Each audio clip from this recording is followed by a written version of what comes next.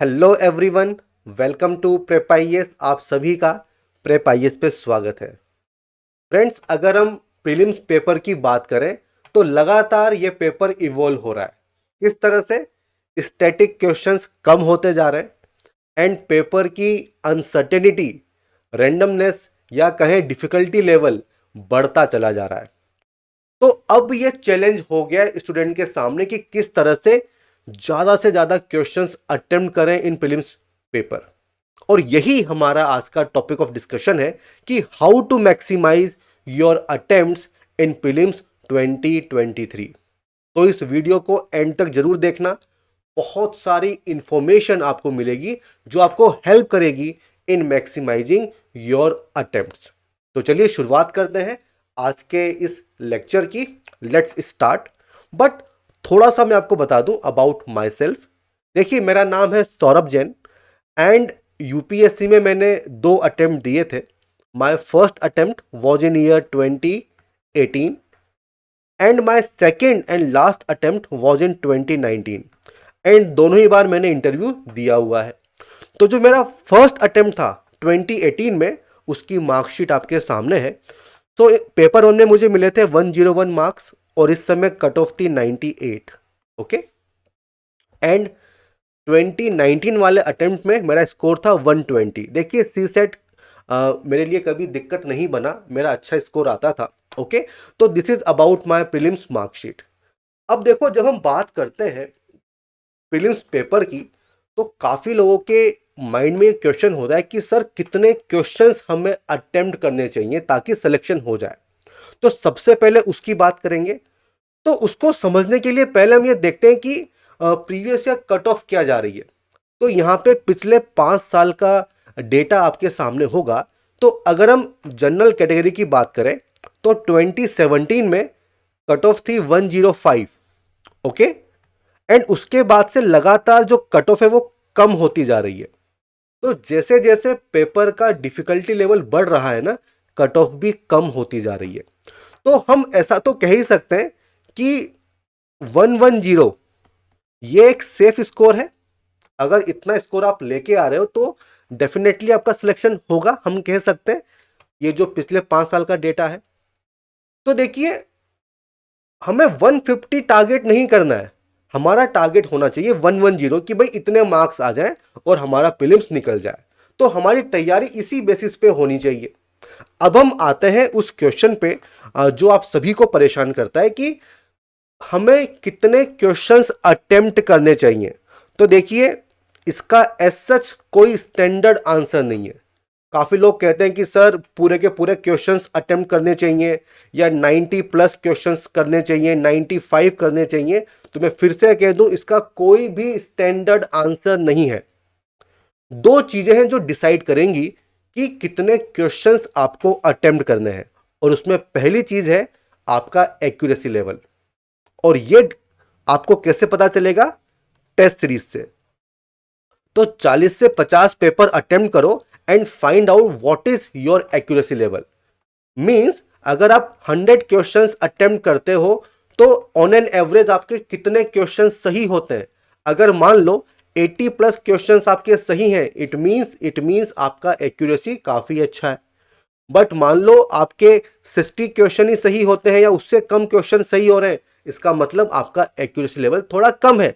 तो अगर accuracy level ज्यादा है तो आप कम क्वेश्चन भी अटेम्प्ट कर सकते हो। एंड अगर एक्यूरेसी लेवल कम है तब तो आपको ज्यादा क्वेश्चन अटेम्प्ट करने ही पड़ेंगे। तो ये तो पहला पॉइंट है।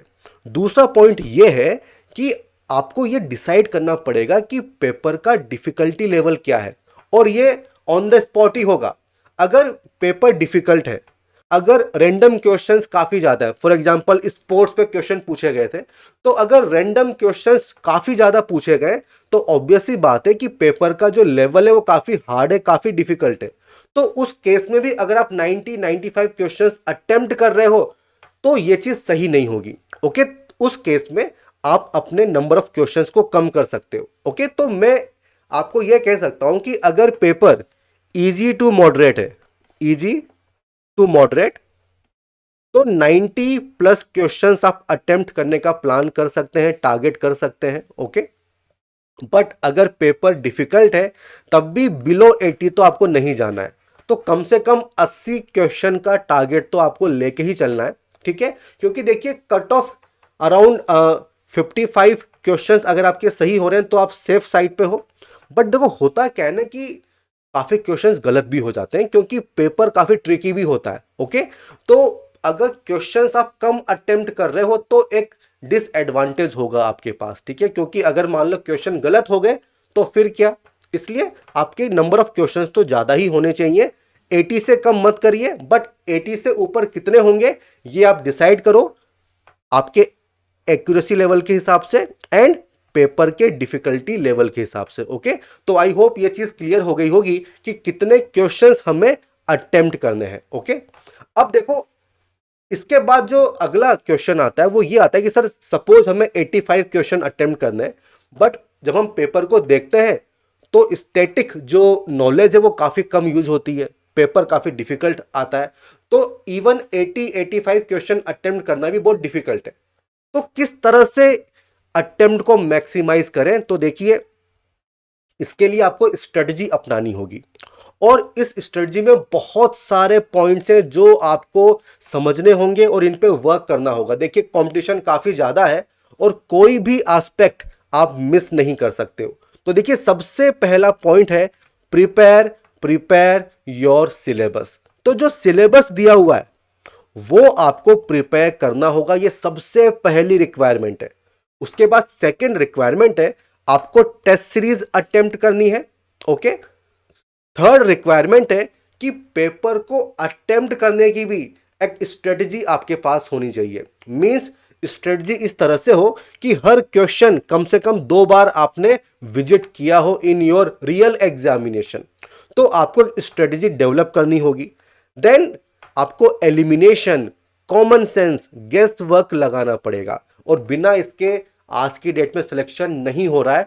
अब ये एकदम से तो आएगा नहीं, तो इसकी प्रैक्टिस आपको करनी पड़ेगी, ओके। देन देखिए पेपर देते समय आपका माइंडसेट किस तरह से है उसका भी बहुत इंपैक्ट होता है। तो एग्जाम से पहले आपका माइंडसेट किस तरह से होना चाहिए, आपको पैनिक को अवॉइड करना चाहिए। तो इन सारे मुद्दों पे हम लोग काफी डिटेल में बात करने वाले हैं। और देखिए जैसा मैंने कहा कि कंपटीशन काफी ज्यादा है, आप किसी भी एस्पेक्ट को मिस नहीं कर सकते हो, रूल आउट नहीं कर सकते हो, ओके। तो अब हम क्या करेंगे, one by one her component को डिस्कस करने वाले हैं। इन पे वर्क कर लोगे डेफिनेटली जो आपके अटेम्प्ट्स हैं वो बढ़ जाएंगे। तो सबसे पहले हम बात करते हैं सिलेबस की। अब देखो अगर हम प्रीवियस ईयर ट्रेंड देखें तो दिस इज द डेटा कि सब्जेक्ट वाइज ईयर वाइज कितने क्वेश्चंस पूछे गए हैं। तो देखो यहां पे आप देख सकते हो कि ये 4 सब्जेक्ट्स हैं, polity and governance, history, economy and environment. ये 4 एरिया ऐसे हैं जो आज भी 60-70% वेटेज रखते हैं और कभी बढ़ा भी है कभी कम भी हुआ है। ऑन एन एवरेज 60-70% जो क्वेश्चंस हैं वो इसी एरिया से आते हैं और इसमें काफी कुछ स्टैटिक चीजें होती हैं, ओके। तो ये चीज आपको दिमाग में रखना होगा। और देखो इसका मतलब ये भी है कि अगर आपकी पॉलिटी वीक है तो भूल जाइए, क्योंकि पॉलिटी का क्वेश्चन हर बंदा सही करके आएगा। अगर इकोनॉमी में आप थोड़े से कमजोर हो, इन्वायरमेंट में कमजोर हो, हिस्ट्री पे आपकी कमांड नहीं है, तो फिर सिलेक्शन के चांसेस कम हो जाते हैं। तो देखिए ये वो एरिया है जहां पे आपको डिसेंट अमाउंट ऑफ एफर्ट्स लगाना होगा, ओके। तो इनको आप इग्नोर नहीं कर सकते हो, ये चीज समझ लीजिए। अब जो हम बात करते हैं कि सिलेबस को प्रिपेयर करना है तो उसका सबसे पहला जो पॉइंट है वो पॉइंट ये आता है कि limit your sources and do multiple revision. अब देखो जनरली लोग क्या करते हैं, एक ही सब्जेक्ट के लिए 5 से 6 रेफरेंस बुक वो रेफर करते हैं। बट देखो रिक्वायरमेंट क्या है, रिक्वायरमेंट ये है कि कम पढ़ो लेकिन जितना पढ़ो वो आपको रिकॉल होना चाहिए, वो आपको याद आना चाहिए, ओके। और किसी भी तरह का कंफ्यूजन नहीं होना चाहिए। मींस डेप्थ जो है ना वो डेप्थ आपके पास होनी चाहिए, क्योंकि अब इसी तरह के क्वेश्चंस पूछे जा रहे हैं, ओके। तो सोर्सेज लिमिटेड रखो, उनका मल्टीपल रिवीजन आपको करना होगा एंड कौन से सोर्सेज आपको फॉलो करने हैं इसका ऑलरेडी हम लोग वीडियो आपके लिए ला चुके हैं, उसको देख लीजिए, सारे डाउट्स आपके क्लियर हो जाएंगे। दूसरी चीज आती है अटेम्प्ट प्रीवियस ईयर क्वेश्चंस। देखिए पढ़ते तो सभी लोग हैं, लेकिन किस तरह से पढ़ना है ये कैसे पता चलेगा? इसके लिए आपको प्रीवियस ईयर क्वेश्चंस अटेम्प्ट करने होंगे। और देखिए होता क्या है ना कि 5 से 10 साल इतना पेपर अटेम्प्ट कर लो एंड देखिए बहुत सी बार क्वेश्चंस रिपीट होते हैं। इवन जो प्रीवियस ईयर क्वेश्चंस में डिफरेंट ऑप्शंस आते हैं, उन्हीं ऑप्शंस पे अगले साल आपको क्वेश्चन दिख जाएंगे। तो पेपर को अच्छे से एनालाइज करो, अच्छे से अटेम्प्ट करो, जितने भी कीवर्ड्स आपको पेपर में मिलते हैं उन सबको प्रिपेयर करो। तो डेफिनेटली 5 to 10 क्वेश्चंस आप एक्स्ट्रा अटेम्प्ट करोगे। इतना इंपॉर्टेंस है प्रीवियस ईयर क्वेश्चंस का। ओके, अगला पॉइंट आता है आइडेंटिफाई योर स्ट्रेंथ एंड उस पर पूरा प्ले करो। देखो मैंने आपको बताया था पॉलिटी, हिस्ट्री, इकोनॉमी, इन्वायरमेंट, ये एरिया ऐसा है कि 60 to 70% क्वेश्चंस यहीं से आ रहे हैं। तो इसको अपनी स्ट्रेंथ बनाइए और इसके लिए जो स्टैंडर्ड सोर्सेज हैं, एनसीईआरटीज हैं, उनको अच्छे से पढ़ो, उस पर कमांड होनी चाहिए, कॉन्सेप्ट्स आपके अच्छे होने चाहिए। ओके, इसके अलावा देखिए अगर आपकी पॉलिटी स्ट्रांग है तो मीन्स अगर कोई क्वेश्चन ऐसा है जो फंस रहा है एंड वो पॉलिटी से बिलोंग करता है तो आप रिस्क ले सकते हो क्योंकि वो आपका स्ट्रॉन्ग एरिया है। ओके, तो इस तरह से भी जो आपके अटेम्प्ट्स हैं वो बढ़ जाते हैं। Then prioritise subjects. अब देखो जो मैंने आपको लिस्ट बताई थी तो उसमें polity, history, economy and environment, इनका वेटेज ज्यादा है। बट मान लो आप ज्योग्राफी पे फोकस कर रहे हो, उसकी आपने पीएचडी कर ली, तो क्या कुछ आपको फर्क पड़ेगा? ज्यादा स्कोर आएगा क्या? बिल्कुल नहीं आएगा, क्योंकि आपको प्रायोरिटी डिसाइड करनी पड़ेगी कि किस एरिया पे आपको फोकस करना है। काफी लोग होते हैं जो करंट अफेयर के पीछे पड़े रहते हैं कि करंट अफेयर करना है, करंट अफेयर करना है, बट उसका भी एक लिमिटेशन है, उसका भी एक वेटेज है, उससे ज्यादा फोकस आपको नहीं देना है। ओके, तो सब्जेक्ट्स को प्रायोरिटाइज करिए और इसमें जो प्रीवियस ईयर ट्रेंड है वो आपकी डेफिनेटली हेल्प करेगा। देन जो लो हैंगिंग फ्रूट्स है, देखो हमेशा कुछ एरिया ऐसे होते हैं जहां से यूपीएससी हमेशा क्वेश्चन पूछती है, like index, reports, government schemes, river system, mountain, wetland, national park, wild life sanctuary. ठीक है, तो भाई इनको पहले से प्रिपेयर कर लो ना, क्योंकि एवरी ईयर आपको क्वेश्चंस मिलेंगे और इसमें आपको कम एफर्ट्स करने पड़ेंगे। इंफॉर्मेशन कम होती है, उसको याद कर लो, डेफिनेटली आपका क्वेश्चन बन जाएगा। ओके, तो जो लो हैंगिंग फ्रूट्स है उस पर आपको खेलना होगा। ओके, अब अगला जो कंपोनेंट है वो क्या है? Attempt test series. और देखिए इसके लिए ऑलरेडी काफी डिटेल्ड वीडियो मैंने बनाया हुआ है कि किस तरह से आपको टेस्ट सीरीज अटेम्प्ट करनी है। देखिए हम लोग सभी पढ़ते हैं क्योंकि सोर्सेज तो कॉमन है, हर कोई पढ़ेगा, बट क्या आप यूपीएससी की डिमांड के अकॉर्डिंग पढ़ रहे हो क्या? ये चीज मैटर करती है। और ये कैसे पता चलेगा? जब आप उस स्टैंडर्ड के क्वेश्चंस अटेम्प्ट करते हो। और वो क्वेश्चंस कहां मिलेंगे? या तो पीवाईक्यू एंड टेस्ट सीरीज। तो इनको अच्छे से अटेम्प्ट करो। तो एटलीस्ट 40 to 50 पेपर्स आपको अटेम्प्ट करने होंगे। और मैं तो ये सजेस्ट करूंगा कि आप मिक्स कर लो, 2 कोचिंग का जो रेप्यूटेड है उनकी टेस्ट सीरीज लो एंड उनको अटेम्प्ट करो, कुछ पढ़ के एंड कुछ बिना पढ़े, ताकि ये जो एलिमेंट ऑफ सरप्राइज है ना, जो रेंडमनेस बढ़ती जा रही है, वो आपको परेशान न करे। ओके, तो एटलीस्ट 40 to 50 पेपर्स आपको अटेम्प्ट करने होंगे और इस तरह से अटेम्प्ट करो कि आप रियल एग्जाम दे रहे हो, मींस टाइम बाउंड मैनर में आपको देना होगा। और देखिए अगर आप ये सोच के चलोगे कि यही आपका रियल एग्जामिनेशन है, तो ये जो एंजाइटी वगैरह होती है, जो प्रेशर को मैनेज नहीं कर पाते हैं कुछ लोग, वो चीज आप फेस नहीं करोगे। एंड देखिए उससे भी अटेम्प्ट पे फर्क पड़ता है, आपके 5-6 क्वेश्चन ऐसे ही बढ़ जाएंगे। ओके, देन प्रॉपर एनालिसिस करना है, रिवीजन करना है जो भी आपने पेपर लगाया है। ठीक है, आप देखिए आपके वीक एरियाज क्या है। ओके, इसके अलावा कुछ इंफॉर्मेशन ऐसी होगी जो आपके लिए नहीं होगी, तो उसको याद कर लो। इस तरह से जो आपका नॉलेज गैप है ना, वो भी फिल होगा और जब आप एलिमिनेशन वगैरह करोगे तो आपको डेफिनेटली हेल्प मिलेगी। Okay, then attempt random question, मैंने बता दिया कि बिना पढ़े पेपर लगाइए कुछ, ठीक है। इससे आपका माइंड पहले से सेट हो जाएगा कि हाँ यार रैंडम क्वेश्चन में मैं परेशान नहीं होऊंगा, ठीक है। तो रैंडम क्वेश्चंस अटेम्प्ट करिए। रिस्क टेकिंग एरियाज इंपॉर्टेंट है। देखिए मैंने कहा था कि आइडेंटिफाई योर स्ट्रेंथ और उस पर प्ले करना है। मान लो आपकी पॉलिटी या हिस्ट्री स्ट्रांग है, तो अगर उसमें कोई क्वेश्चन फंस रहा है जहां पे आप एक ऑप्शन दो ऑप्शन को एलिमिनेट कर पा रहे हो, तो वहां पे आप रिस्क ले सकते हो, ठीक है। बट इसकी प्रैक्टिस आपको करनी पड़ेगी, इसीलिए एटलीस्ट 40 to 50 पेपर्स आपको अटेम्प्ट करने हैं। And plan your strategy. किस तरह की स्ट्रेटजी? कि पेपर को किस तरह से अटेम्प्ट करना है। देखिए बहुत इंपॉर्टेंट है। ऐसा नहीं होगा कि आप वहीं पे जाके डिसाइड कर रहे हो कि मैं पेपर कैसे अटेम्प्ट करूंगा। तो ये जो 40-50 पेपर्स आप अटेम्प्ट करोगे ना, इसमें फाइंड आउट कि कौन सी स्ट्रेटजी आपके लिए काम कर रही है, एंड उसी के अकॉर्डिंग जो आपका रियल एग्जामिनेशन है उसको आपको अटेम्प्ट करना होगा। Okay, then find out what is your accuracy level. इस पे ऑलरेडी हम बात कर चुके हैं, ठीक है। तो एक्यूरेसी पता करने के लिए भी टेस्ट सीरीज आपको काफी हेल्प करने वाली है। ओके, अब हम आते हैं अगले पॉइंट पे, और वो है कि how to attempt the paper. देखिए पेपर को आपको इस तरह से अटेम्प्ट करना है कि हर क्वेश्चन को एटलीस्ट 2 बार आप देख लो। देखिए बहुत सी बार क्या होता है कि टाइम मैनेजमेंट का इश्यू होता है, हम पूरे क्वेश्चन अटेम्प्ट नहीं कर पाते।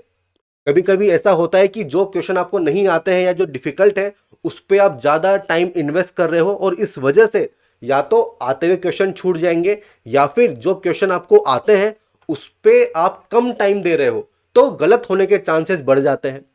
तो इसलिए स्ट्रेटजी आपके पास पहले से होनी चाहिए कि मैं पेपर को किस तरह से अटेम्प्ट करूंगा। और देखिए इससे भी आपके अटेम्प्ट्स बढ़ जाते हैं, ठीक है। 5 से 6 क्वेश्चन डेफिनेटली आपके बढ़ जाएंगे। और यही चीजें छोटी छोटी चीजें हैं, बट इन पे आप वर्क करोगे तो इनका जो अल्टीमेट जो आउटपुट होगा वो काफी सिग्निफिकेंट होने वाला है, ठीक है। तो देखो पेपर को आपको ना 3 स्टेप में अटेम्प्ट करना चाहिए। और ये जो स्ट्रेटजी है ये एकदम से आपको समझ में नहीं आएगी। आप पेपर अटेम्प्ट करिए, इस स्ट्रेटजी को यूज करिए, ठीक है। 8 to 10 पेपर्स लगेंगे, उसके बाद डेफिनेटली आपको इंप्रूवमेंट दिखेगा, ठीक है। इस बात को आपको ध्यान में रखना होगा। अब देखो सबसे पहले क्या करना है, स्टेप 1 क्या होगी। जैसे ही पेपर आपको मिला, सबसे पहले आपको कैटेगराइज करना है कि कौन सा क्वेश्चन इजी है, कौन सा मॉडरेट है, एंड कौन सा डिफिकल्ट है। ओके, तो जैसे क्वेश्चन 1 आपके सामने है, तो क्वेश्चन 1 अगर इजी है तो वहां पे टिक मार्क लगा लो और उसको वहीं पे अटेम्प्ट कर लो, आगे बढ़ो। अब मान लो सेकंड क्वेश्चन है वो मॉडरेट है, तो क्या करो, उस पे क्वेश्चन मार्क लगा लो, बट उसको वहां पे अटेम्प्ट नहीं करना है, क्योंकि उसमें ज्यादा टाइम लगेगा, आपको सोचना पड़ेगा, एलिमिनेशन करना पड़ेगा। तो अभी इतना टाइम आपके पास नहीं है। ओके, आगे बढ़ो। अब थर्ड क्वेश्चन आया, मान लो वो बाउंसर है, डिफिकल्ट है, तो उस पे क्या करो, क्रॉस मार दो, और उस क्वेश्चन को वहां पे अटेम्प्ट नहीं करना है, छोड़ दो, अगले राउंड में करेंगे। तो इस तरह से 1 to 100 आपको चलना है, और आपको जितने भी इजी क्वेश्चन है उनको अटेम्प्ट कर लेना है, एंड जो मॉडरेट हैं, जो डिफिकल्ट हैं, उनकी मार्किंग आपको करनी होगी, ये आपको करना है। ओके, तो आप इजी क्वेश्चंस को अटेम्प्ट कर लीजिए, ओके, उनको आप मार्क कर सकते हो। देखो क्या होता है ना कि जैसे आप इजी क्वेश्चन कर रहे हो तो उसमें भी कुछ कुछ होगा कि यार थोड़ा मुझे दोबारा देखना पड़ेगा इस क्वेश्चन को, तो कोई बात नहीं, उस पर आर मार्क कर दो कि जो सेकेंड राउंड होगा उसमें एक बार फिर से इस क्वेश्चन को देख लेंगे। ओके, ये हो गया। इसके बाद काउंट कर लीजिए कि ऐसे कितने क्वेश्चन है जो इजी है और आपने कर लिए। अब मान लो ये 50 क्वेश्चन है, तो आपकी तो बल्ले बल्ले हो गई, मजे आ गए, क्योंकि सिलेक्शन आपका हो रहा है। फर्स्ट राउंड में ही 50 क्वेश्चन आपने कर लिए हैं। बट मान लो ये 25 या 30 है, तो दिक्कत है, मतलब अब आपको रिस्क ज्यादा लेनी पड़ेगी, आपको खेलना पड़ेगा। ओके, तो ये आइडिया आपको लग जाएगा स्टेप 1 से। अब इसके बाद जो स्टेप नंबर 2 है उसको अटेम्प्ट करेंगे। अब देखो ये जो स्टेप 1 है ना, इसमें ऑलमोस्ट 45 to 60 मिनट्स का टाइम आपको लगता है, इससे ज़्यादा टाइम नहीं लगेगा, एंड प्रैक्टिस से ये चीज़ और अच्छे से आप कर सकते हो, ठीक है। अब हम आते हैं स्टेप नंबर 2 पे। देखो स्टेप नंबर 2 में क्या करना है कि अब जो मीडियम डिफिकल्टी वाले क्वेश्चन है, अब उनको अटेम्प्ट करिए। तो यहाँ पे थोड़ा दिमाग लगाना पड़ेगा, सोचना पड़ेगा, बट अभी आपका माइंड फ्री है ना, क्योंकि इजी क्वेश्चन हो चुके हैं। तो आराम से आप कर पाओगे। तो एलिमिनेट करिए, रिस्क आपको लेनी पड़ेगी। ओके, इसके साथ साथ जहां पे आपने रिव्यू मार्क लगाया था इजी क्वेश्चन में, उनको भी अटेम्प्ट करिए। ओके, तो ये करना पड़ेगा। इस पूरे कार्यक्रम में ना आपको 20 to 30 मिनट्स का टाइम लगेगा। देखिए, ऑन एन एवरेज जो पेपर आता है ना, तो उसमें 45 to 50% क्वेश्चन इजी कैटेगरी के होते हैं। ये थोड़ा सब्जेक्टिव हो सकता है, बट फिर भी आपको आइडिया लग जाएगा। एंड 25% के आसपास मॉडरेट होते हैं, एंड 25% के आसपास डिफिकल्ट होते हैं। ओके, तो आराम से जो 75% क्वेश्चन से आप लगा सकते हो, है ना। तो स्टेप 2 में आपको 20 to 30 मिनट्स का टाइम लगता है। ओके, एंड देखिए इसके बाद क्या करो, OMR शीट फिल करो। तो after 90 minutes OMR sheet fill कर लो, और इसमें हार्डली 10 मिनट आपको लगेंगे। तो काफ़ी लोग सोचते हैं सर कब फिल करें, एंड में करें, शुरू में करें। तो बेसिकली आफ्टर 90 मिनट्स कर लो, ताकि दिक्कत नहीं आएगी। So this is your step number 2। अब आते हैं स्टेप नंबर 3 पे। देखिए, अब इसमें क्या करना है ना, जो आपने डिफिकल्ट मार्क किया था, जहां पे क्रॉस लगाया था, अब उन क्वेश्चंस को भी अटेम्प्ट करना है। क्योंकि अगर आप क्वेश्चन को अच्छे से पढ़ते हो ना, तो कॉमन सेंस से या एलिमिनेशन से क्वेश्चन सॉल्व हो जाते हैं। ठीक है, तो अभी क्या है, आपके माइंड पे प्रेशर नहीं होगा, क्योंकि जो क्वेश्चन आपको आते हैं वो सब आपने कर लिए हैं। अब तो बस आपको अटेम्प्ट बढ़ाना है ना। तो जो डिफिकल्ट लेवल क्वेश्चन है उनको अटेम्प्ट करिए, और इस पूरे स्टेप में ऑलमोस्ट 10 to 15 मिनट्स का टाइम आपको लगता है। ओके, इसके बाद क्या करो, रिव्यू कर लीजिए, और फिर अगेन जो आपकी OMR शीट है इसको आप फिल कर लीजिए। इसमें हार्डली 2 से 3 मिनट आपको लगेंगे। तो ये जो 3 स्टेप प्रोसेस है, इसमें सबसे बड़ा फायदा क्या है कि आपके एक तो अटेम्प्ट्स बढ़ जाएंगे, टाइम मैनेजमेंट का इशू नहीं होगा, एंड अगर मान लो कोई क्वेश्चन छूटता भी है ना, तो वो क्वेश्चन होगा जो आपको आता ही नहीं है, जो कि डिफिकल्ट है। तो आप सेफर साइड रहोगे। So this is 3 step process. इसको डेफिनेटली आपको प्लान करना चाहिए, और इसकी प्रैक्टिस करिए। इससे डेफिनेटली आपके 5 to 10 क्वेश्चन जो है वो बढ़ जाएंगे। ओके, चलो अब इसके बाद अगला जो स्ट्रेटजी का कंपोनेंट है वो है एलिमिनेशन। देखिए, आजकल जो ट्रेंड है, तो उसमें स्ट्रेट फॉरवर्ड क्वेश्चंस काफी कम आते हैं। ठीक है, तो क्वेश्चंस ऐसे आएंगे जहां पे आपको एलिमिनेट करना होगा, तभी तभी जो है आप आंसर तक पहुंच सकते हो। तो इसकी प्रैक्टिस आपको करनी पड़ेगी। ओके, इसकी प्रैक्टिस आपको करनी पड़ेगी, अपनी अप्रोच आपको चेंज करना पड़ेगा। देखिए, पहले क्या होता था कि क्वेश्चन आपके सामने आ गया, अब माइंड में क्या सिग्नल जाएगा कि सर्च करो मैंने कहां पढ़ा था। तो अगर स्ट्रेट फॉरवर्ड क्वेश्चन है तो आप रिकॉल करोगे हिस्ट्री से, पॉलिटी से, ज्योग्राफी से, उसको मार्क कर दोगे। बट अभी ऐसे क्वेश्चन थोड़े कम आते हैं। तो अब आपकी अप्रोच होनी चाहिए problem solving approach. Problem solving approach means कोई क्वेश्चन आपके सामने है, तो अब आपको उसको सॉल्व करना है।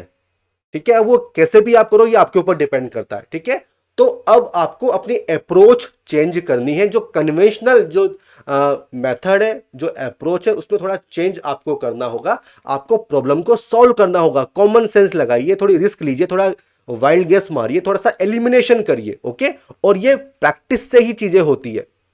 अब इसको करने के लिए बहुत जरूरी है कि आप हर क्वेश्चन को केयरफुली पढ़ रहे हो, क्योंकि बहुत सारे क्वेश्चंस तो ऐसे होते हैं जो कॉमन सेंस से ही आप उनको एलिमिनेट कर सकते हो, सही आंसर पे पहुंच सकते हो। ओके, आपको हाईली फोकस्ड होना पड़ेगा, अलर्ट होना पड़ेगा। देखिए, मान लो कि आपने क्वेश्चन नंबर 3 किया, आपने उसको टिक मार दिया। अब आप क्वेश्चन नंबर 4 को अटेम्प्ट कर रहे हो, बट आपके माइंड में अभी भी क्वेश्चन नंबर 3 ही चल रहा है, तो फिर 4 नहीं होगा। तो आपको हाईली अलर्ट होना पड़ेगा, फोकस्ड होना पड़ेगा। तो जब क्वेश्चन नंबर 4 कर रहे हो, तो पूरा अटेंशन क्वेश्चन नंबर 4 को ही आपको देना चाहिए। ओके, तो ये चीज समझ में आ गई। तो इस तरह से आपको अप्रोच चेंज करनी पड़ेगी। अब हम बात करते हैं एलिमिनेशन की। देखिए, एलिमिनेशन के कुछ रूल्स हैं, बट मैं आपको बता दूं कि ये जनरल रूल है। 100% काम नहीं करेंगे, बट 90% डेफिनेटली करेंगे। और ये वर्क करें, इसके लिए सबसे इंपॉर्टेंट है कि आपके पास बेसिक नॉलेज होनी चाहिए। मतलब नॉलेज बेस आपके पास होना चाहिए, तभी तो आप एलिमिनेट करोगे। ओके, तो ये 2 कंडीशन आपको याद रखनी होगी। अब देखो जो पेपर का जो पैटर्न अभी देखने को मिल रहा है, तो हम कह सकते हैं कि options with extremes are usually wrong. मान लो कि कहीं लिखा है ऑल या नन या ईच या एवरी, तो जनरली इस तरह के जो स्टेटमेंट्स होते हैं ये गलत होते हैं, क्योंकि एक्सेप्शन तो हर चीज का होता है ना। तो इस तरह से आप ऑप्शंस को एलिमिनेट कर सकते हो। साइंस टेक में ये देखा गया है कि options with all correct means सारे के सारे ऑप्शन सही हैं, ये जनरली सही होता है। तो आप यहां पे रिस्क ले सकते हो, बट आपको थोड़ा सा कॉमन सेंस लगाना पड़ेगा। ओके, देन स्टेडली इंक्रीजिंग या डिक्रीजिंग जनरली होता है इकोनॉमी में कि जीडीपी लगातार कम हो रही है, लगातार बढ़ रही है, ठीक है। तो इस तरह के सेंटेंसेस जनरली रॉन्ग होते हैं, जनरली 90%, ठीक है। इसके अलावा possibility based statements means can be, may be, it may impact, it can impact, तो इस तरह के स्टेटमेंट्स जनरली करेक्ट होते हैं, ठीक है। अब देखो थोड़ा सा ना आपको कॉमन सेंस का यूज करना है, एक ब्रॉडर पिक्चर में आपको सोचना होगा, ठीक है। और इंटरप्रिटेशन में नैरो इंटरप्रिटेशन मत करिए, थोड़ा ब्रॉडर इंटरप्रिटेशन आपको करना होगा। ओके, तो इस तरह से जो सेंटेंसेस होते हैं जिनका एक ब्रॉडर मीनिंग होता है वो यूजुअली करेक्ट होते हैं। ओके, अब देखो ये आएगा प्रैक्टिस से। ऐसा नहीं होगा कि आप कल पेपर देने गए और वहां पे आप इन जो रूल्स हैं इनको आप फॉलो कर रहे हो, नहीं, आपको जो है प्रैक्टिस करनी होगी। और इसके लिए एटलीस्ट 40 to 50 पेपर्स लगाइए, बिना उसके तो नहीं होगा, ठीक है। So this is elimination, but इसके लिए आपका बेस तगड़ा होना चाहिए। अब देखो ये तो हमने बात करी है कि पेपर से पहले आपको क्या करना है, but during your real examination आपका माइंडसेट किस तरह का है यह भी आपकी परफॉर्मेंस को इंपैक्ट करता है। तो माइंडसेट आपका प्रॉपर होना चाहिए, आपको अपने आप को काम रखना पड़ेगा। ओके, तो कुछ पॉइंट्स हैं जो आपको एग्जाम डे के लिए ध्यान में रखने होंगे। देखिए, सबसे पहले जो भी आपका सेंटर आया हुआ है ना उसको एक दिन पहले जाके विजिट कर लो। बहुत सी बार क्या होता है कि हम जो है सेंटर पे जा रहे हैं बट सेंटर हमको मिल ही नहीं रहा है, तो बिना मतलब की परेशानी, टेंशन होती है। और अगर आपका माइंडसेट प्रॉपर नहीं है, आप परेशान हो ना, टेंशन है, तो आपकी परफॉर्मेंस पे इसका निगेटिव इंपैक्ट होता है। तो पहले जाके सेंटर विजिट कर लो कि हाँ भाई दिस इज माय सेंटर। और एग्जाम जब देने जा रहे हो तो थोड़ा टाइम पहले निकलो, थोड़ा हाफ एन आवर आपके पास एक्स्ट्रा होना चाहिए। Okay, then avoid any discussion on anything. देखो होता क्या है, पेपर देने से पहले आप डिस्कशन करोगे दोस्तों के साथ, हो सकता है कुछ टॉपिक्स ऐसे हो जो आपने नहीं पढ़े हो और उससे आप परेशान हो सकते हो। तो ऐसा कोई भी डिस्कशन आपको नहीं करना है। Okay, then anxiety. देखो एंजाइटी से परेशान नहीं होना है, सबके साथ होती है, सब नर्वस होते हैं भाई, इतना बड़ा एग्जाम है। बट ये इस एग्जाम का पार्ट है, इसको आपको डील करना पड़ेगा। अभी तो आप केवल पेपर दे रहे हो, कल को आईएएस आईपीएस बन जाओगे तो वहां तो कितनी टेंशन होगी। तो इसकी शुरुआत आज से कर लो, किस तरह से प्रेशर को मैनेज करना है, हैंडल करना है। और यहां पे जो टेस्ट सीरीज है ना वो आपकी हेल्प करती है। ओके, वो आपकी हेल्प करती है। Then do not think about your future, past पता नहीं सिलेक्शन होगा कि नहीं होगा। भाई देखो अभी वो सब टाइम नहीं है सोचने का, जो होना था हो चुका है। अब पेपर अटेम्प्ट करिए, उसके बाद खूब सोचना है इसके बारे में, ठीक है। एंड बिलीव मी, अगर आपने सिंसियरली प्रिपरेशन की है, जो भी गाइडलाइंस है उनको फॉलो किया है, तो काफी कुछ अच्छा होगा आपके साथ। आपको भगवान पे भरोसा रखना होगा, जिस भी भगवान को आप मानते हो। Okay, so do not think about future और योर पास्ट, ठीक है। अब देखो इसके साथ साथ on the morning of exam stay calm, अपने दिमाग को शांत रखना पड़ेगा। और आप चाहें तो फैमिली के साथ रहिए, ठीक है। तो ये सब जो ट्रिक्स है इनको आप यूज कर सकते हो। इसके साथ जब आप पेपर दे रहे हो तो पेपर देने के टाइम पे आपको पैनिक को अवॉइड करना है। देखिए बहुत सी बार क्या होता है, क्वेश्चन नंबर 1 देखा डिफिकल्ट, 2 देखा डिफिकल्ट, 3 देखा डिफिकल्ट, तो पसीने आ गए कि यार पता नहीं पेपर क्या आ गया। तो देखो हमेशा ये सोचो कि पेपर सबके लिए सेम है। अगर पेपर टफ है तो सबके लिए टफ है, एंड पेपर आसान है तो सबके लिए आसान है। एंड अगर शुरू में आपके लिए टफ क्वेश्चन है तो थोड़े टाइम बाद इजी क्वेश्चन भी आएंगे।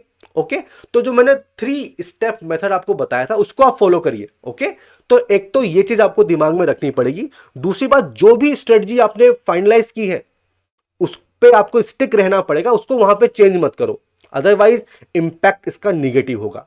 अगर मान लो परेशानी हो रही है, आप काम नहीं रह पा रहे हो, टफ क्वेश्चन ज्यादा दिख रहे हैं, कोई बात नहीं, पानी पी लो, ठीक है, टेक फ्यू डीप ब्रेथ, ठीक है, सांसें लो गहरी गहरी, उससे आपको शांति मिलती है, एक अपना माइंडसेट जो है वो काम हो जाता है। ओके, तो ये सब छोटी छोटी ट्रिक्स हैं जो आपको ध्यान में रखनी होंगी। एंड अल्टीमेटली सेल्फ बिलीफ, ये सबसे इंपॉर्टेंट चीज है। देखिए, अगर आपने सिंसियरली पढ़ाई की है, साल भर 2 साल 3 साल से आप पढ़ रहे हो, तो आपको खुद पे भरोसा रखना पड़ेगा कि जितना भी आपने पढ़ा है वो इस एग्जाम को क्रैक करने के लिए सफिशिएंट है। और अगर आप नहीं कर पा रहे हो तो किसी का भी नहीं होगा, ये एटीट्यूड होना चाहिए, तभी तभी आप मैक्सिमम इंपैक्ट दे पाओगे किस पे, आपके प्रीलिम्स एग्जामिनेशन पे। एंड ये जितने भी पॉइंट्स मैंने आपको बताए हैं, इनको टोटलिटी में अगर आप देखेंगे तो बिलीव मी आपके 20-30 क्वेश्चंस जो है आप एक्स्ट्रा अटेम्प्ट कर पाओगे। और यही चीज तो चाहिए। तो बेसिकली इन सारे पॉइंट्स पे वर्क कीजिए।